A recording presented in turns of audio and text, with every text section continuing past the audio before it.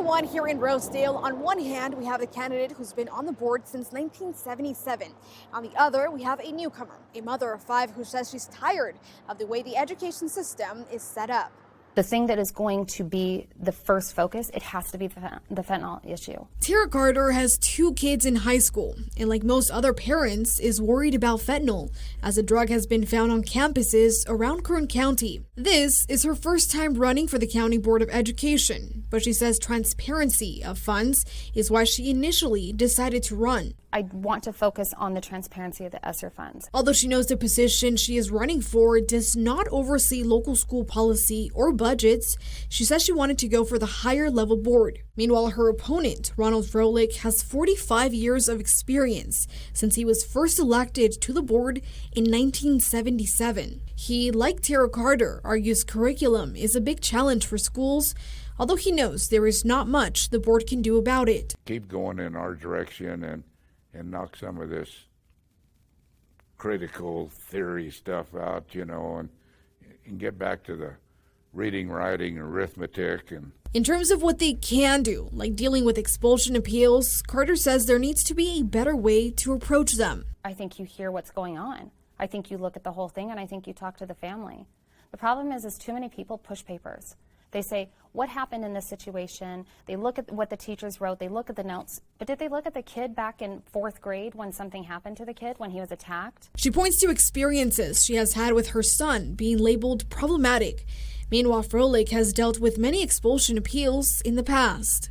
You get a feel for it on what's good and what's bad, okay? Like the one we overturned a while back. I think the young man's going to do good.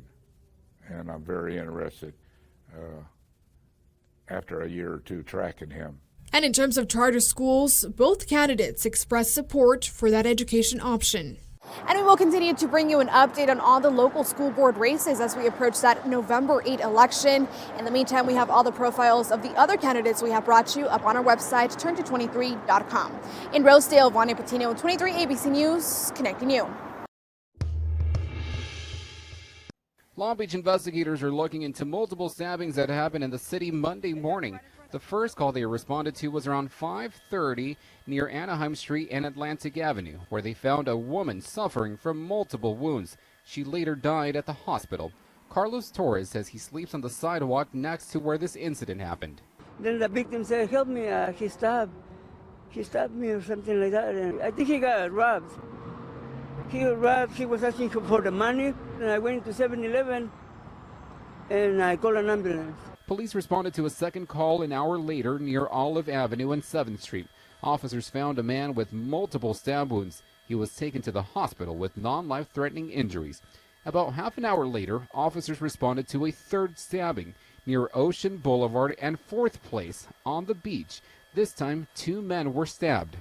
One was treated at the scene by our responding officers, and the other was transported to the hospital where he is in stable condition. At this third location, officers arrested a suspect who had a knife. Police say the suspect is a man who they believe is experiencing homelessness. We don't believe that there is any immediate danger to the public. Right now, we don't have a motive. Like I said, very early on in this investigation. If you earn less than $125,000 a year, you'll get up to $10,000 knocked off your student debt.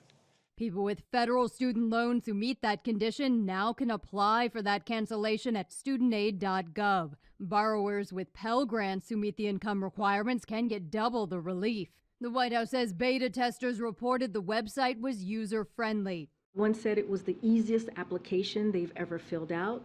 Took maybe 60 seconds. The Department of Education could request more information from some applicants later. President Joe Biden says more than 40 million Americans could see this student loan relief. But could that extra spending power increase inflation? Some Democrats say no. There have been a lot of studies around this, and what they've shown is that it's not going to have an impact on inflation. But the nonpartisan Committee for a Responsible Federal Budget says yes. It estimates Biden's student debt policies altogether could boost inflation between 6.25 points over the next year. That would mean higher prices and likely higher interest rates. Another drawback of Biden's loan initiatives is that taxpayers foot the bill. It's very unfair, to have a truck driver have to pay back a loan from somebody that got like a PhD in gender studies.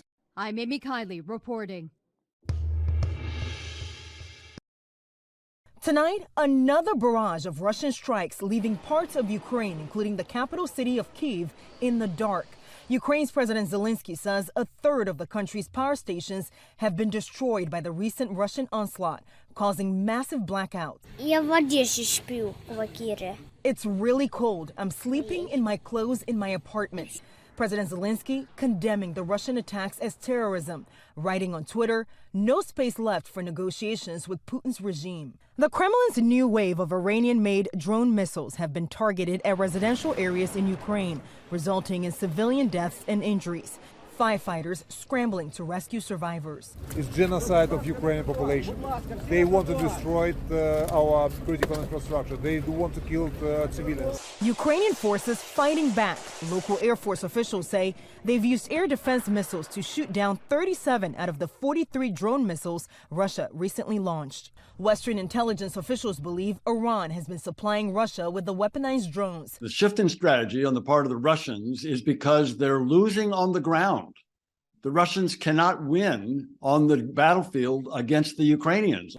NATO today promising to deliver anti-drone systems to help Ukraine's military. So we will continue to vigorously enforce all U.S. sanctions on both the Russian and Iranian arms trade, make it harder for Iran to sell these weapons to Russia.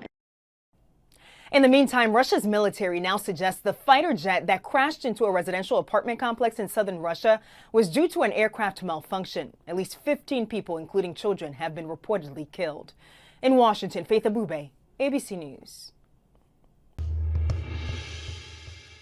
I think I struck a nerve with this guy. You absolutely struck a nerve. The gloves came off last night in the Ohio Senate race. This is a complete fabrication. I never JD, you're said on that, tape, brother. You're on tape, man. I never said that.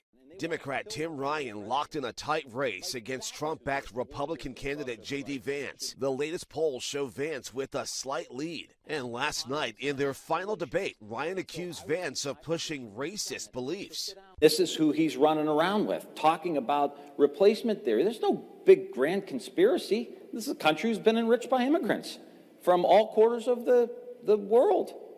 There's no, in the problem. It's shameful for you to accuse me of that, given my family. It's shameful for you to accuse me of that. My turn, pal. My turn. Vance calling that claim slanderous. You are so desperate that you'll accuse me, the father of 3 beautiful biracial babies, of engaging in racism. We are sick of it. And last night in Georgia, where early voting has already begun, Governor Brian Kemp faced his Democratic rival Stacey Abrams. Well, I know Miss Abrams is upset and mad. The candidate sparring over crime and abortion. He has weakened gun laws and flooded our streets. He has weakened our privacy rights and women's rights. He has denied women the access to reproductive care. Abrams came within 55,000 votes of beating Kemp in the last election. Kemp has signed a ban on abortions after 6 weeks and repeatedly blamed Democrats for the nation's economic problems. My desire is to continue to help them fight through 40-year high inflation and high gas prices. Meanwhile, in the Georgia Senate race, Republican Herschel Walker